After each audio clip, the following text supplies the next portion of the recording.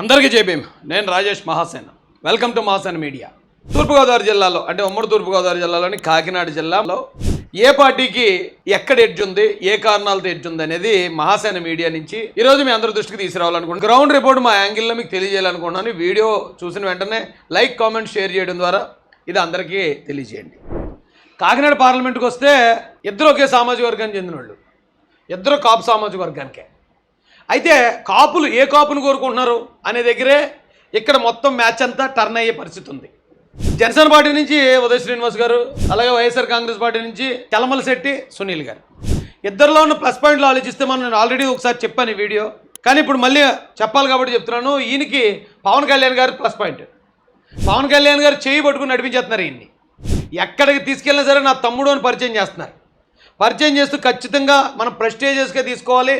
Kakinada parliament మనం కొట్టాలంటే కొట్టాలని ఆయన మిగతా అన్ని సీట్లు కూడా పక్కన పెట్టి ఒక్క కాకినాడ కోసం మాత్రం బలంగా చేస్తున్నాడు.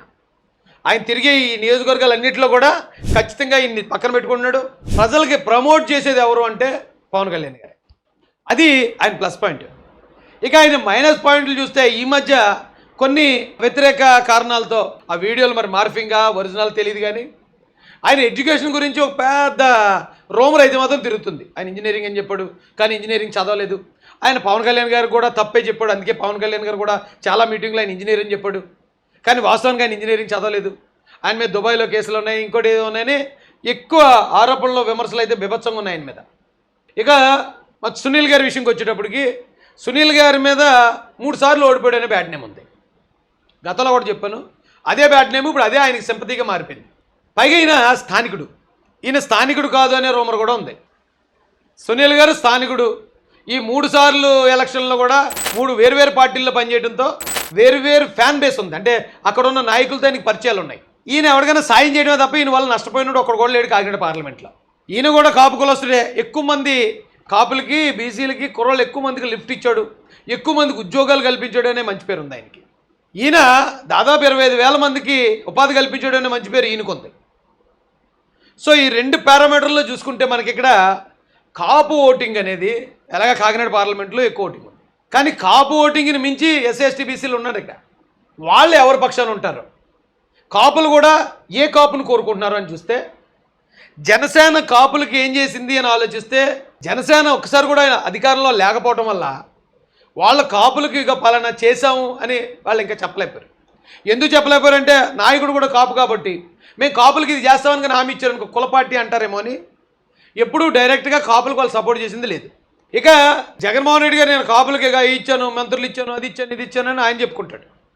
కానీ పర్సనల్గా ఈయన కూడా కాపు యూత్కు కూడా చాలా మేలు చేసిన ఆ దాఖలాలు నాకే తెలుసు. చాలామందికి అయినా కల్పించాడు జీవితాన్ని. ఇక ఈ బీసీలు, ఎస్సీలు, ఎస్టీలు వీళ్ళు ఎవరైతే ఉన్నారో వీళ్ళు డిసైడ్ చేస్తారు ఇక్కడ ఎలక్షన్ని, కాకినాడ పార్లమెంట్ని. నేను ఆల్రెడీ చెప్పాను, జనసేన పార్టీని ఒక కులం ముద్రతో ముందుకు తీసుకెళ్తున్నారు, కులం కార్డుతోనే ముందుకు తీసుకెళ్తున్నారు. సో ఆ కార్డు ఉన్న కారణంగా మిగతా కులాలు కేవలం ఆ ఒక్క పాయింట్తో ఆ పార్టీకి దూరమయ్యే పరిస్థితి ఉంది. అది తెలుగుదేశం పార్టీలో ఉన్న వాళ్ళు కానివ్వండి, న్యూట్రల్స్ కానివ్వండి, ఎవరన్నా కానివ్వండి. ఈ బీసీలు కానీ బీసీలు దాదాపు 50% పైన ఉన్నారు, ఇక్కడ ఎస్సీలు 30% పైన ఉన్నారు. వాళ్ళని దగ్గర చేసుకుని ఏ ప్రయత్నం కూడా ఇప్పటిదాకా కాకినాడ పార్లమెంట్లో జనసేన పార్టీ చేయలేదు.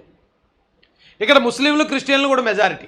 పైనేమో జగన్మోహన్ రెడ్డి గారు నేను ముస్లింలకు అండగా ఉంటాను, నేను పొద్దున్న లేచి ప్రార్థన చేసుకుంటాను, ఇలా ముస్లింలని, క్రైస్తవుల్ని ఆయన ఆకర్షించేస్తున్నాడు మాటలతో.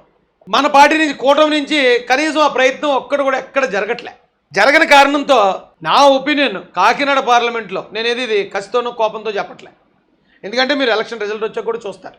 కాకినాడ పార్లమెంట్లో సునీల్ గారిని ఎక్కే అవకాశాలు ఇప్పటికి ఎక్కువ కనిపిస్తున్నాయి. ఎందుకంటే జనసేన పార్టీ నుంచి ఇతర కులాలని, ఇతర వర్గాలను కలుపుకుని ఏ ఒక్క ప్రయత్నం జరగలేదు. కేవలం పవన్ గారి చరిష్మా మీద మాత్రమే ముందుకెళ్తున్నారు. పవన్ గారి చరిష్మా మీద మాత్రమే నమ్మకం పెట్టుకున్నారు.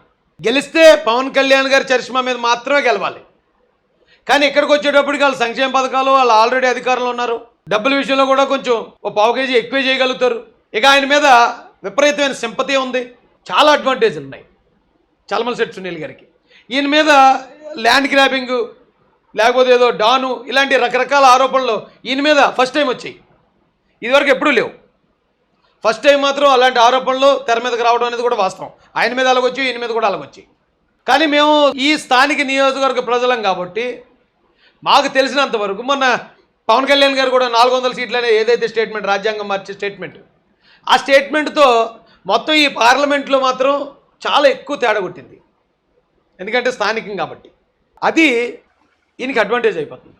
చాలామంది నన్నే అడిగారు, మేమైతే జనసేన పార్టీకి ఎట్టి పరిస్థితుల్లో ఓటు వేయలేం, మరి ఎవరికి వేయాలి చెప్పండి కాకినాడ పార్లమెంట్లో అంటే. నేను మాత్రం ఏం చెప్తానండి, చిన్నపిల్లండి, ఎవరి గురించి చెప్తే ఎవరు ఊరుకుంటారు, నేను సరదాగా అంటానండి. కానీ ఎక్కువ శాతం వ్యతిరేకత, అది గ్రౌండ్ రిపోర్ట్, వాస్తవం ఇది. ఇప్పుడు నేను చెప్పిన దాన్ని బట్టి ఏమన్నా దాన్ని రెక్టిఫై చేసుకునే అవకాశం ఉందా, ఎవరన్నా మాట్లాడాలా, కొత్త వాళ్ళని ఏమన్నా పిలిపించుకోవాలా, ఇలా ఏమైనా ప్రయత్నాలు చేసుకోండి అంతే. అంతే తప్ప రాజేష్ మా కోసం ఏదో రాంగ్గా కావాలని ఇంటెన్షనల్గా ఇచ్చాడని మాత్రం అనుకోండి. ఎందుకంటే గ్రౌండ్ రియాలిటీ ఇది అందరికీ తెలిసిందే, అది కథ.